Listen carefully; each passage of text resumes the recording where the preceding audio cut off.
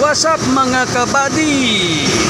Ang topic natin ngayon mga kabady is about CDI. Ano ba ang ibig sabihin ng CDI? Ang C, capacitance. Ang D, discharge. Ang I, ignition. Paano ba malaman mga kabady na ito ay AC CDI? Ito ay may 5 funksyon. Dapat andyan ang stator coil, ignition coil, trigger parcel,